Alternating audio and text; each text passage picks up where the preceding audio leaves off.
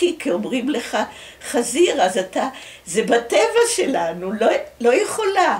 פעם סיפרתי בבית ספר וחשבו שאני לא צדיקות, זה חינוך, זה הרגל, ונקניק דם, זה עושה לך גועל. אז לא, ודג צלופחים, כמו נחשים, אחר כך אוכלים הכל, מתרגלים. אז לא אכלתי ולא ידעתי מה לעשות, אז שמתי בגרב, והלכתי אחר כך לגינה וזרקתי את זה. אז יום אחד שמעתי את הגויה אומרת לבעלה, ילדה כל כך נקייה ומחונכת, וכשאני מחפשת את הגרביים שלה, לא מבינה מה זה. הבנתי שזהו, עד כאן לאכול. לאכול, אין מה לעשות. אז זהו, ומתרגלים. לא חושבים, אחר כך לא אוכלים. עכשיו עברתי כל מיני סיפורים, לא חשוב. והכתובת אחת לפני האחרונה, זה היה 2 כפרים, באמצע עוברת רכבת. פלטווק וארמלו. פלטווק זה כפר של פגועי נפש, שיש 3 דרגות. יש כאלה שמסתובבים בכפר, כן, ארמלו, בדיוק. הייתה רוקמת לי, גם התמונה הזאת. האישה האחרונה שהייתי אצלה, לא היו לה ילדים, הייתה באה לבקר אותנו, והייתה אומרת, יש לי 5 בנות, הייתה אומרת, יש לי נכדות בירושלים. הייתה סורגת להם, והייתה רוקמת לנו, כן. וכתוב פה ארמלו, כאן, פה, על יד הטלפון, בצד שני. הוריה. כן, הם היו באים לבקר והם קיבלו את עוד חסידי, זה הם. כן. עכשיו, בפלטווק היו כאלה פגועי נפש שהסתובבו בכפר ועשו את הגינון, היו כאלה שהיו חופשיים, אבל בתוך הבית והיו כאלה סגורים. והכומר של הכפר הוא היה כומר של 2 הכפרים, גם של הפגועי נפש וגם של הכפר הרגיל. ואני הייתי אצל הכומר. עכשיו, הכומר היו לו 2 בנים גדולים שהיו במחתרת ההולנדית נגד הגרמנים, נגד הנאצים. ויום אחד תפסו את אחד הבנים. עכשיו, שלחו לכומר מהמחתרת, תשרוף את כל הניירות שיש בבית, יש לנו כתובות, יש לנו שמות, תלך ותשרוף ותקבור את הרדיו. אסור היה לשמוע רדיו, רק את הרדיו של הנאצים.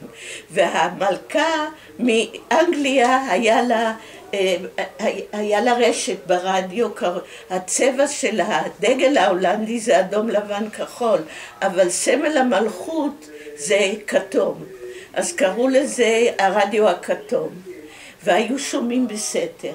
אז הם הלכו וקברו את הרדיו ושרפו את כל הניירת, והאישה אמרה, הילדה, תפסו את הבן, יבוא לעשות חיפוש בבית, צריך למצוא לילדה כתובת אחרת.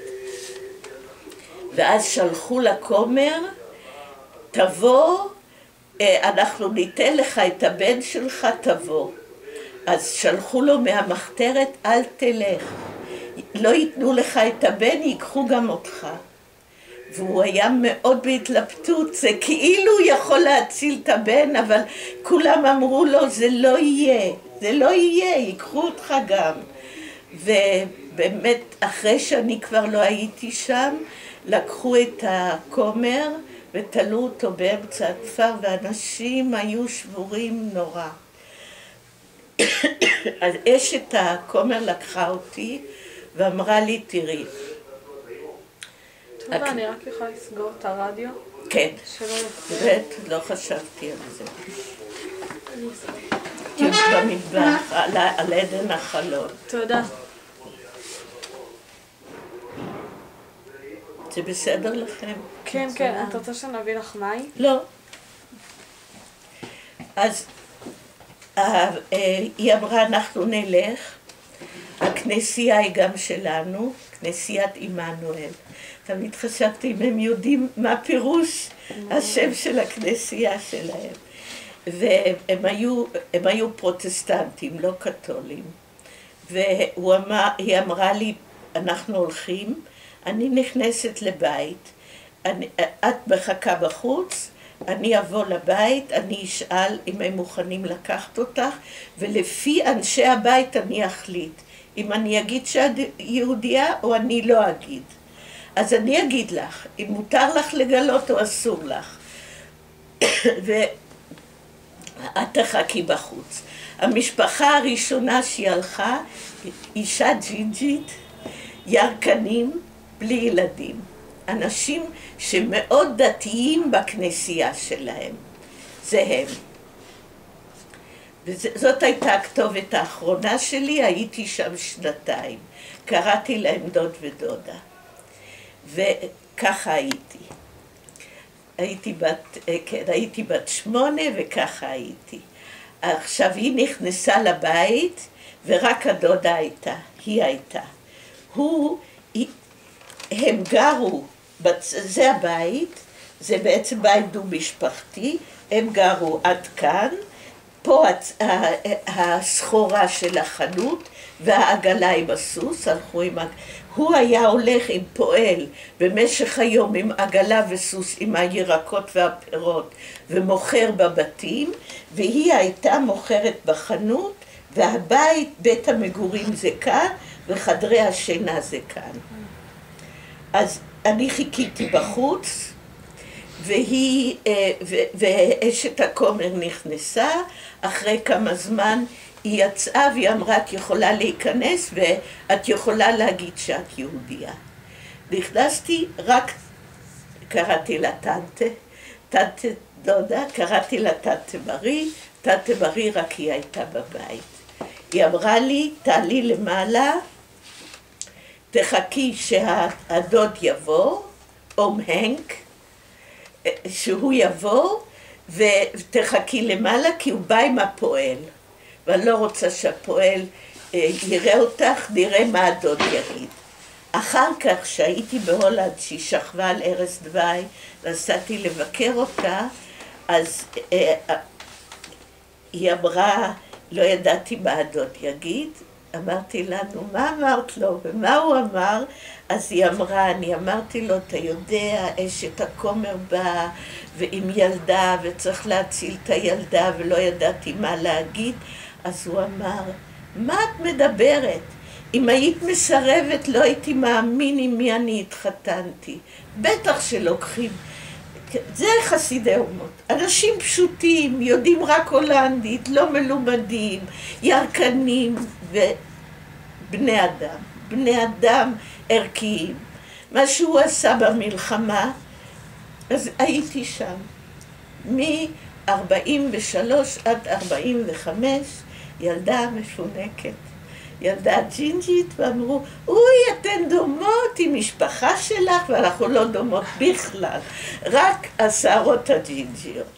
וכל כך הלכתי שם לבית ספר, והיו לי חברים וחברות, וגם הם, לא היו להם ילדים. פתאום הבית, באו חברים וחברות, הזמינו אותם לאספות הורים, בכנסייה הם ישבו, דבר שהוא הדדי, אין יותר טוב ממנו. זה היה טוב להם וטוב לי, אבל היה מסוכן להם. אין מה להגיד. בערב הרבה פעמים על יד הצריף, ששם העגלה והסוס והירקות והפירות, הייתי רואה שיש שק עם תפוחי אדמה, עם גזר, הייתי אומרת, דוד, שכחת להכניס? הוא אומר, לא, בבוקר. היו באים מהמחתרת ולוקחים בשביל הפרטיזנים ביערות. זה דבר אחד שהוא עשה. בחנות הייתה לו מכונה שמקלפת, תפוחי אדמה וגזר. היו באים הנאצים, לא שואלים, לא משלמים. לוקחים, מקלפים והולכים, כי היה שם מחנה צבאי ביער. עד היום יש שם מחנה צבאי, אבל הולנדי. הוא אמר, לא יקום ולא יהיה. זה היה עם אבן משחזת, הוא לקח את האבן, עטף אותה, כתב את הכתובת של בית החרושת, הביא לה דואר ואמר, אני שם את זה פה, אל תשלחו. אני לא רוצה שהמכונה שלי תהיה מתוקנת. וכשבאו הגרמנים לקחת, ובאו לקלף, הוא אמר, מאוד מצטער, היום מלחמה ודואר, ועד שהדואר זז, ושלחתי לתיקון ועוד לא הגיע לי חזרה, וזהו. אחר כך באו הגרמנים ואמרו, מי שיש לו מקום צריך לאחסן חיילים. אז הוא גם אמר, אצלי בבית לא יגורו חיילים. הוא הלך לכפר של פגועי הנפש, הוא אמר, תנו לי אישה שהיא לא מסוכנת, ואני אשכן אותה אצלי ולא יהיה לי מקום. אז גרתי עם אישה מבוגרת, פגועת נפש אבל בסדר, לא מסכנת אף אחד, וגרתי איתה. זה רק מראה מה הם היו. וגרתי אצלהם עד 45. ב-45 נגמרה המלחמה, ונכנסו בעלות הברית לכפר על טנקים. בטנק הראשון היה הבן של הכומר, הוא נכנס לכפר וכולם כל כך שמחו, בעלות הברית קנדים, אוסטרלים, אנגלים, אמריקאים, בעיקר אוסטרלים וקנדים, והם חילקו שוקולד וסיגריות וביסקוויטים, ואני אומרת לא, אני מפחדת לצאת, מדים, חיילים, נשארתי בבית. באו חברים וחברות מבית ספר, אמרו בואי תצאי, רוקדים, מנגנים, מחלקים ממתקים, אני מפחדת. אחר כך כן, לאט לאט, זהו, זה לקח זמן.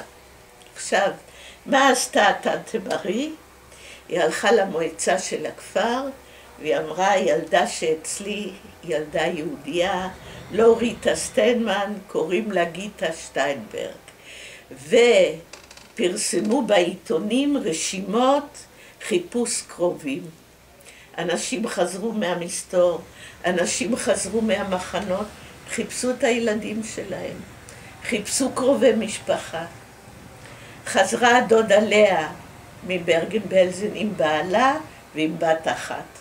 מ4 ילדים נשארה פני, הילדים, הבן ושתי הבנות האחרות לא נשארו, היא ובעלה ופני. אז אנשים עברו על העיתונים, וגם הסוכנות פרסמו במקומות שיש שם קהילות של יהודים, פרסמו רשימות, והיא ראתה את השם שלי, באה לכפר, אני התחבאתי, אמרתי, אני לא רוצה לחזור, זה קשה, לא טוב להיות יהודים, מה עושים ליהודים? לא רוצה. וגם הם לא רצו לתת. דודה שלי, זה רובץ לי על המצפון, חזרה כמו שהיא, כלעומת שבאה, חזרה, וזהו.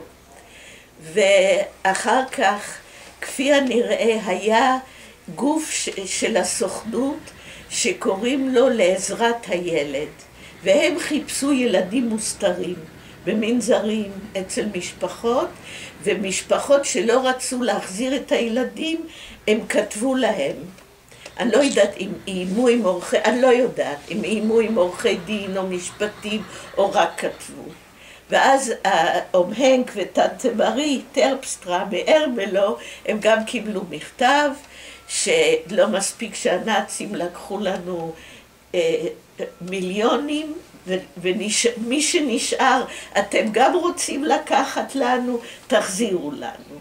ואז באה הדודה השנייה, שהיא גם חזרה מברגן-בלזן עם 2 ילדות, זאת שנולדה וזאת שהיא הלכה איתה, והיא גם באה, וכפי הנראה אחרי המכתב, אז איתה הלכתי. היה בכי גדול, היה נורא קשה, לי וגם להם, ואחר כך פגשתי אנשים מארמלו, חברות שהיו איתי בכיתה, והם אמרו, היה בכפר נורא קשה. היא נשברה, פתאום שוב הבית ריק, וכל כך אהבו אותי, ואני אהבתי אותם, אבל זהו. אז החזירו אותי, הדודה לקחה אותי, היא רצתה לנסוע לשני הילדים שלה באנגליה, אז הייתי אצלה לילה אחד, ובהולנד, אתם אולי בטח שמעתם את השם, אתם מהגוש, דסברג. נתן ואלישבע דסברג היו במסתור ביחד, כל הילדים שלהם היו מוסתרים, כל אחד בכתובת אחרת. עכשיו, נתן ואלישבע דסברג אמרו, אם הם ינצלו אחרי המלחמה, הם מקימים מוסד לילדים יתומים שאין להם אף אחד. ברוך השם, הם ניצלו, הילדים שלהם שהיו מוחבאים ניצלו, ויש אלכסנדר שהיה גר בירושלים, זיכרונו לברכה, דינה שגרה בבארות יצחק, שמואל גר במודיעין, מרים גרה בשלוחות, והיה אורי שנהרג בתאונת דרכים מאלון שבות. וברוך נולד אחרי המלחמה והוא נפל במלחמה. הקבר הראשון איך קוראים לקיבוץ על ידכם? כפר הציון. הוא נפל במלחמה, ויש יוחנן שגר באחד היישובים בעמק בית שאן, נו. טירת צבי? לא קיבוץ, עכשיו, לא זוכרת. עכשיו, הם הקימו בית. הדודה הביאה אותי לכאן והיא נסעה עם שתי הבנות לאנגליה. היינו בערך 30 ילדים יתומים, שהיינו בבית הזה וקראו לבית פרוזדור. זה פרוזדור לעלות לארץ ישראל. היינו שם פחות או יותר כולנו מ-1945 עד 1948, וב-48 נתן ואלישבע והילדים שלהם ושתי בנות, שאחת גרה בעין צורים ואחת במשואות יצחק, אימצו אותם כי היו הבנות של החברים שלהם, והם ביניהם עשו הסכם, מי שנותר מאמץ את הילדים שמי שלא נשאר. אז ההורים של שתי הבנות האלה לא נשארו, ודסברג אימצו אותם. אז הם עלו ארצה, והוא היה בקרקור, במחנה עולים, אחר כך בכפר פינס, בסוף הם היו בכפר בתיה, הוא ניהל את כפר בתיה, דסברג. ואנחנו עליית הנוער לא רצתה להעלות אותנו, כי אמרו ב-48 יש מלחמה בארץ ישראל, הילדים האלה רק יצאו ממלחמה, מה נחזיר אותם למלחמה, נחכה עד שתיגמר המלחמה ואנחנו נעלה אותם. אז היינו עד 49, ב-49 מי שהיו לו קרובים בארץ ישראל וביקש אותם, שלחו אותם. אז אנחנו היינו 4 ילדים. לי הייתה דודה בכפר ידידיה, אחות של אבא שלי עליית נתניה.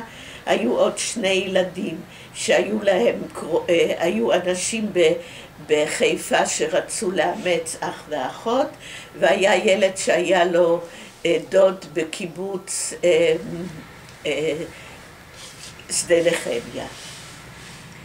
זהו, אז אנחנו נסענו, נפרדנו מכולם בפרוזדור, ואז באה שליחה מארץ ישראל ואמרה, יש לך בדודה שקוראים לה טובה, וגיטה זה טובה, ומהיום השם שלך טובה. ולא שואלים, אלא מחליטים בשבילך ואין לך ברירה. זהו. אז נסענו עם הרכבת למרסיי, מהולנד, ובמרסיי היינו באיזה וילה גבי, חיכינו לאונייה, בסוף באה אונייה טרנסילבניה, היא באה מרומניה, והיא הייתה מפוצצת באנשים. וזה היה בפברואר, והייתה סערה על הים, אבל בסוף הגענו לחיפה, בט"ו בשבט 1949. ועמד הדוד שלי, הוא לא מכיר אותי, ואני לא מכירה אותו. רק אמרו לו, ג'י תמצא בוט, וקוראים לה גיטה. אז הוא עמד למטה ברציף וצעק גיטה, ואני בוכה ולא משחדת ולא יודעת, אבל בסוף זהו. אז הוא לקח אותי, ובנמל נתנו לנו תה ופרוסת לחם עם ריבה ותפוז שלם, כי שם בהולנד תפוז כל אחד מקבל פלח.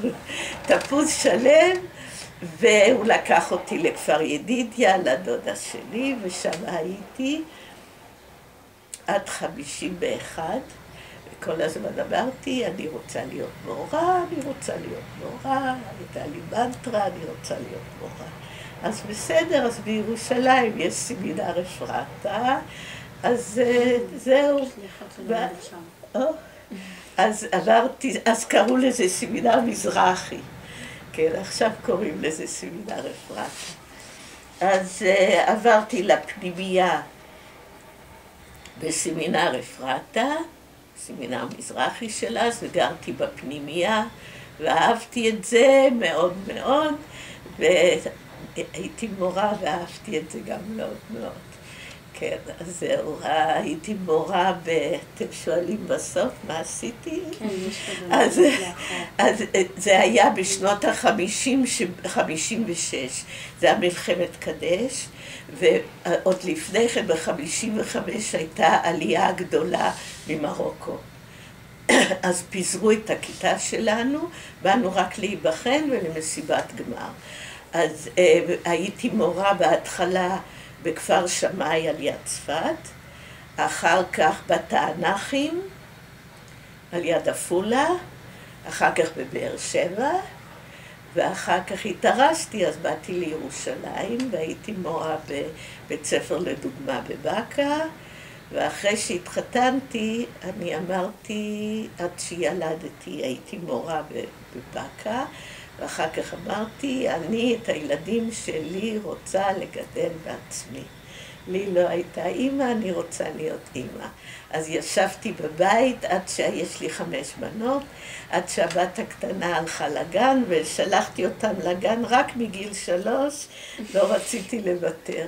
כשהייתה בגיל 3, אז הלכתי, מישהי שאלו אותי אם אני רוצה ללמד ילדים מתקשים בבית ספר נועם.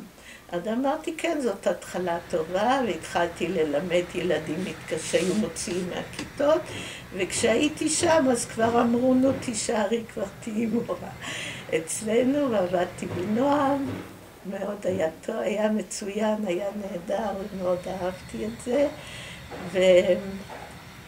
וזהו, עד שפרשתי. עכשיו, כשהייתי בתענכים, זה היה מלחמת קדש. והיו עולים ממרוקו. אז הייתה סיסמה, אי אפשר, היינו נוסעים לעפולה, לקנות אוכל, לקנות דברים לכיתות, אז היו עומדים בכניסה לכפר מלאה, גדיש, ניר יפה, כן, היה בית ספר כללי ובית ספר דתי, והיינו כמה חברות, גרנו יחד, גננת, והם היו אומרים, מורה טובה סיסמה, אז בשביל מה אתה צריך סיסמה אם אתה אומר מורה טובה? אבל לא ידענו את הסיסמה ולא עזר לנו עד שבא המדריך החקלאי ואמר תן להם לעבור. כן, זה היה מין קוריוז כזה, וזהו, זה הסיפור שלי. עכשיו, הנה, זאת התמונה שלי על יד הבית, על יד השלט, שהייתי שם לפני 2 שנתיים. כן, זה על יד השלט. עכשיו, הם היו באים לבקר. ראשית הזמינו אותם, את אום הנק וטנטה ברי. זה התמונה שפה, נכון? כן, אז הזמינו אותם, לא, זה לא, כן, כן, זה. עשו להם טקס ביד ושם. אני כל זמן לא הייתה לי כתובת. אחרי שהתחתנתי, סוף סוף הייתה לי כתובת. אז כתבתי ליד ושם שאני מבקשת להכיר בהם כחסידי אומות עולם. אז הם אמרו אם יש לי עד. אז כתבתי לדסברג, שהיה אז בכפר בתיה. והוא כתב ליד ושם שכל מה שאני אומרת זה אמת לאמיתה, והגויים, כי הם היו באים גם לבקר אותי שם, בפרוזדור.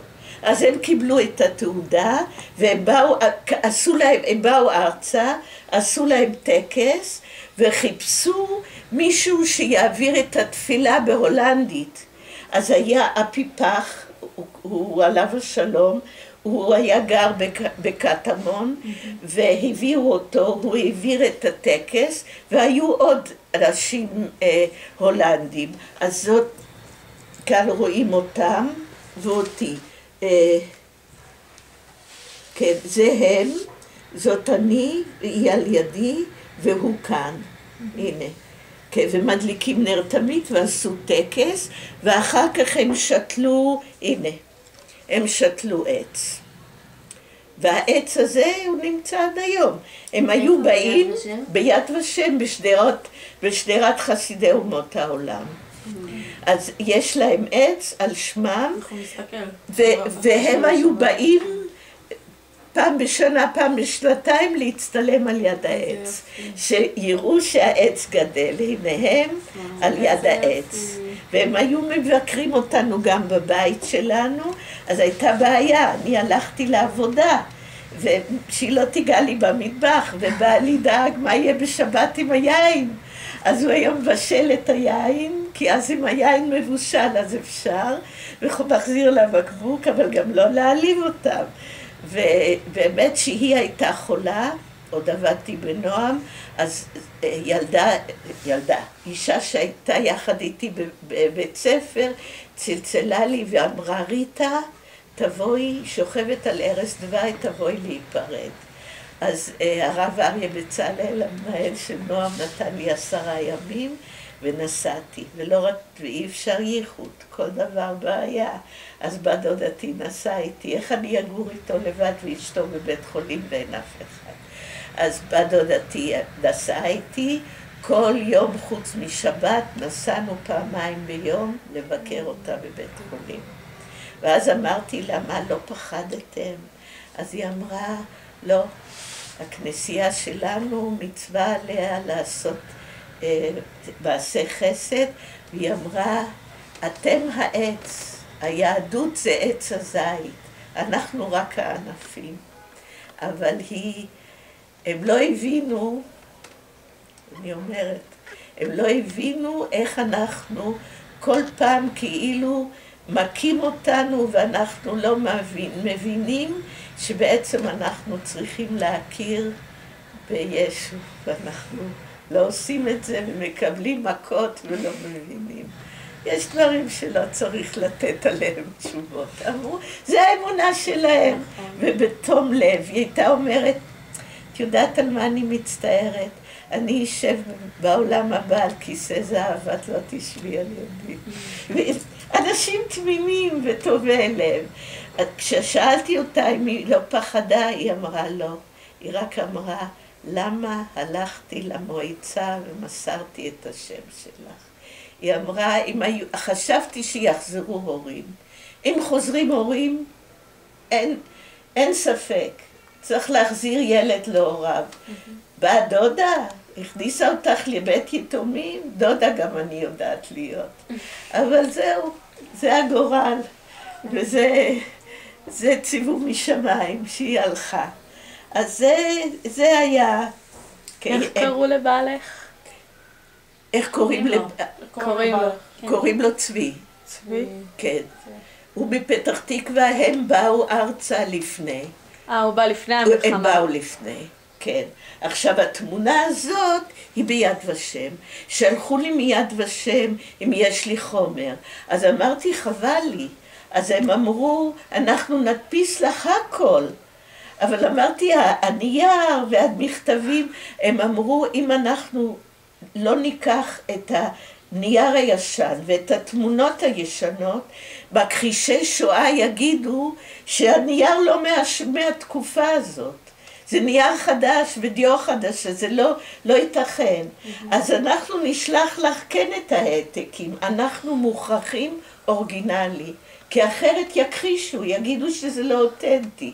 אז כל הדברים שלי שם, אבל הם צילמו לי את כל המכתבים ואת כל התמונות, והתמונה הזאת הם הגדילו.